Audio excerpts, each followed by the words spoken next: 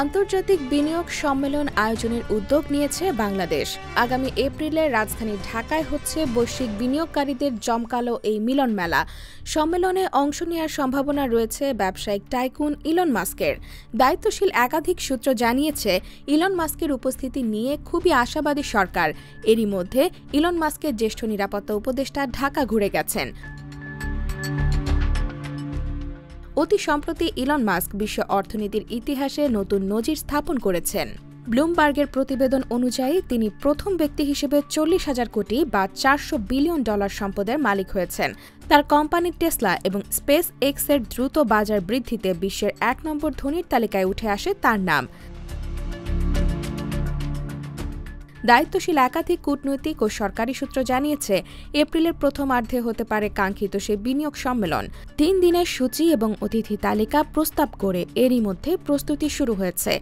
দেশে বা বিদেশের কোনো কর্মসূচি যাতে অন্তর্বর্তী সরকারের প্রধান উপদেষ্টা নোবেল বিজয়ী ড. মোহাম্মদ ইউনূসের বিনিয়োগ সম্মেলনের সূচি বিঘ্নিত না করে, সে কারণে আগেভাগেই বিষয়টি তার বিবেচনায় উপস্থাপন করা হয়েছে।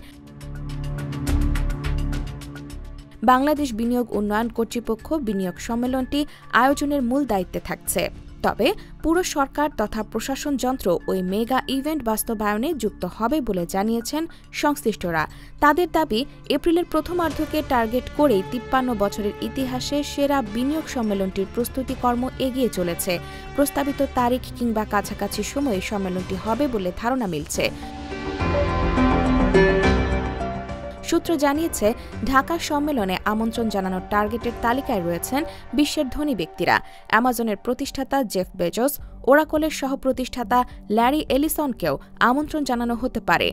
ওয়াকিবহাল সূত্র বলছে, বিনিয়োগ আকর্ষণে বৈশ্বিক টাইকুনদের কাছে টানার চেষ্টায় রয়েছে বাংলাদেশ। তাদের আমন্ত্রণ জানানো এবং উপস্থিতি নিশ্চিত করতে নোবেল বিজয়ী ড. মোহাম্মদ ইউনূসের গুড অফিস ব্যবহারের চিন্তা রয়েছে বিডার। ইলন মাস্কের সম্পদ বৃদ্ধির সঙ্গে যুক্ত হয়েছে তার রাজনৈতিক সক্রিয়তাও। যুক্তরাষ্ট্রের প্রেসিডেন্ট হিসেবে আবার নির্বাচিত হয়েছেন ডোনাল্ড ট্রাম্প। ট্রাম্পের এবারে নির্বাচনী প্রচারণায় ইলন মাস্কের গুরুত্বপূর্ণ ভূমিকার কারণে মার্কিন বাজার পরিস্থিতি তার ব্যবসায়িক স্বার্থের পক্ষে সহায়ক হয়েছে বলে ধারণা করা হচ্ছে।